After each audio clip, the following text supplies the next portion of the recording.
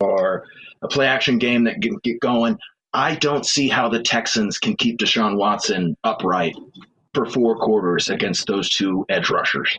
That is a huge concern, and you brought up the injury report, and it's never good to have your starting left tackle on the injury report, especially when you went out and spent a king's ransom to acquire him. But that's where Laramie Tunsil found himself today as a limited participant in practice. The Texans, I know last year, and I'm pretty sure the year before as well, led the league in different offensive line combinations. They have never found one good one. I doubt they're going to find it here in week 3. Your point is well taken, though, about wanting to get a good play action game. That's something that, in theory, is a great idea, but the Texans just don't have the play calling, we'll say, that affords that, right? So they bring Carlos Hyde. So part of the problem with acquiring players deep into the preseason is you don't really get a chance to put them in their off nominal packages. So Carlos Hyde is in there when it's a standard rushing down, and then Duke Johnson comes in when it's a standard passing down.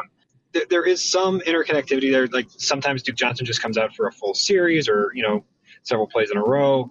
But Bill O'Brien loves to script early down runs. He loves to script them despite the fact that they are not overly successful.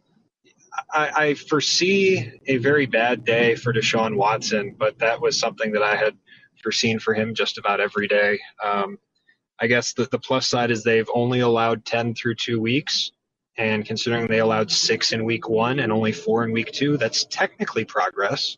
That's progress that I like to hear about. Yeah, definitely. That's actually music to my ears. One thing that I will give you some hope for this weekend is I really see this game being ugly. I think it has the potential for a lot of cheap points.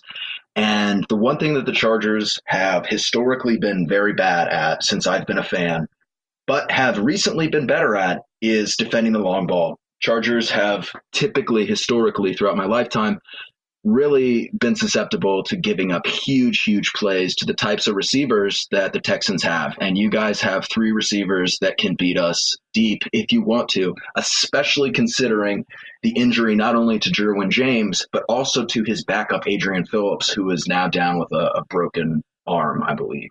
That definitely lends itself into the potential shootout category, which is always an entertaining game to see.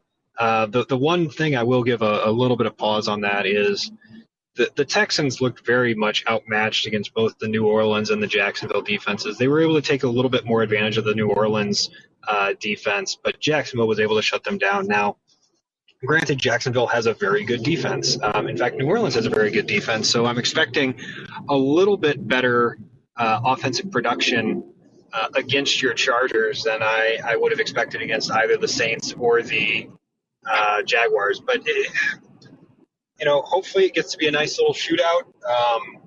At least then the heartbreaking loss will be entertaining. But as a fan, we're both fans of franchises that have ways of losing in particularly creative fashions. Let's game plan this one out a little bit. I'm envisioning in the final 4 minutes of the game, both of our teams blowing the lead at least once each and probably closer to twice each. What do you think about that? I'm not going to feel secure for this game until maybe 30 or 40 minutes after it ends. I know that this is going to be an emotional roller coaster that I'm really going to have to strap in for, because that's the Chargers that I got shown last week, and these injuries have really caught up to us. We are not playing as well as the talent on this team makes you think they would. All right, Ken. Well, final prediction for this game before we kick it back to Pod and Boys. Oh man, let's go. Let's shoot for something fun. Let's say 41-35. Presumably the Chargers.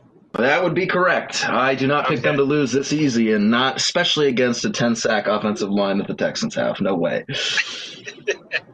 Well, I think that your race to 40 is probably not too far off. Chargers opened as a 2-point favorite, which seems really low. Because that would imply on a neutral site, the Texans would be favorite. That being said, LA is about as close to a neutral site as you can get for a professional franchise. You know, the Texans are going to put up some points, but they are ultimately going to fall short, mostly thanks to Knob and his head coaching. So I'm going to say Chargers are going to get 43, and then the Texans are going to put up some last gasp points to get up to 38. Well, to be honest with you, I haven't seen a Chargers shootout in a while, so I would be pretty excited to see that. So I'm very excited for this game. It should be a really fun one. Absolutely.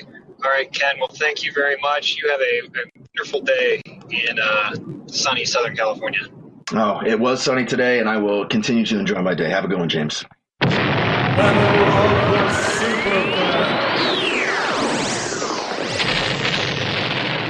And next up, it's Nick, your Kansas City Chiefs superfan here, battling with Don, our Baltimore Ravens superfan.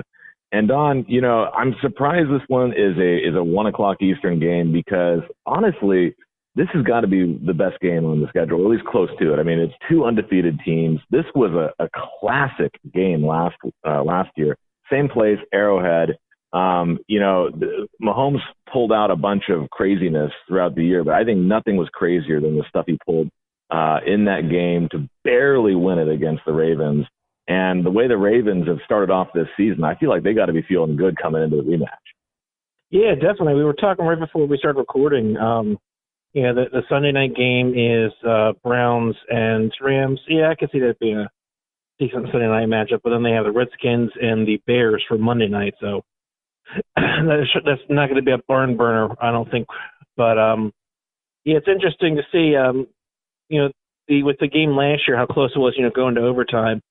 You know, Lamar obviously still they're both very young in their careers, but Lamar he was able to show a little bit more poise last year as far as the passing goes, instead of just constantly running it 20, 25 times a game.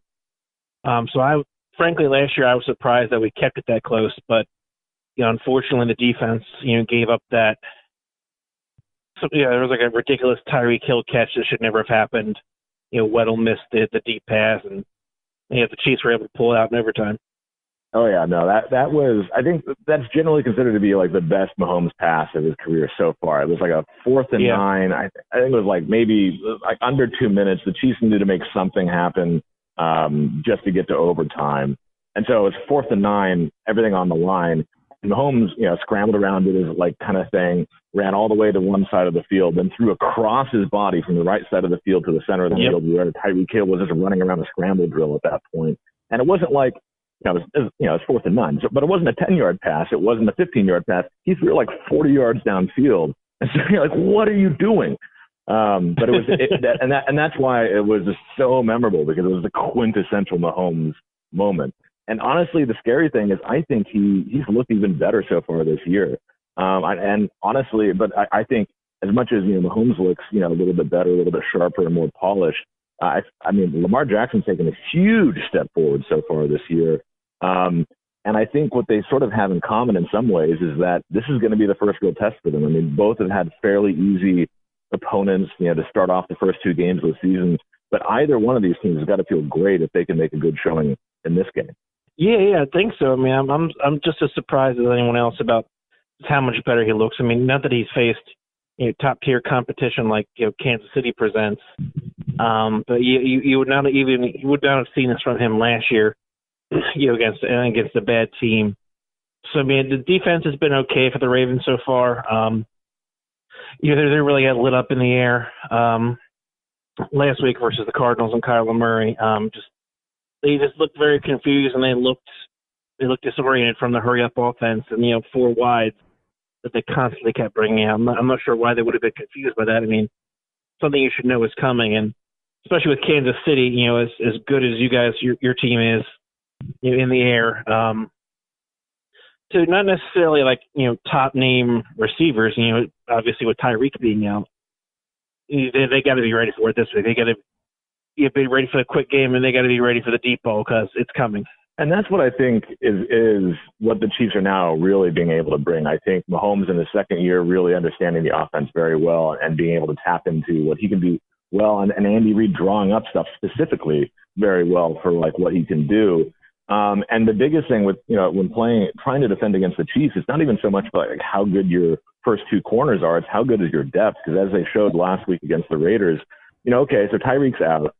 You're figuring out ways to scheme up. You're going to try to defend Sammy Watkins and Travis Kelce as the obvious next two big threats. But then you still have McCole Hardman, the second-round rookie, who had one, huge deep touchdown, another one that was called back in that game.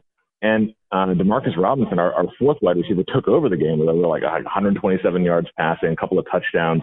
Where the Chiefs are just so deep there that you have to make decisions about who you're going to prioritize, and there's still going to be somebody one-on-one that they're going to be able to figure out a way to exploit that.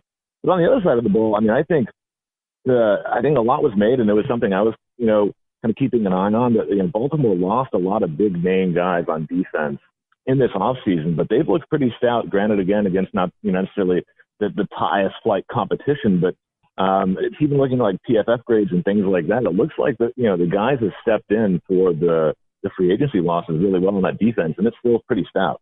Yeah, the key to the game, I think, I don't know if we want to get into this early, is really going to be the secondary because, not that Jimmy Smith has been, the ultimate dominating corner that I hope he would have been, but he's certainly a good player, and, not having him out there and having, our young guy Anthony Averett in there to replace him, he got really gashed, not just in deep passes, but he just was not able to locate the ball, was not going around to look for it.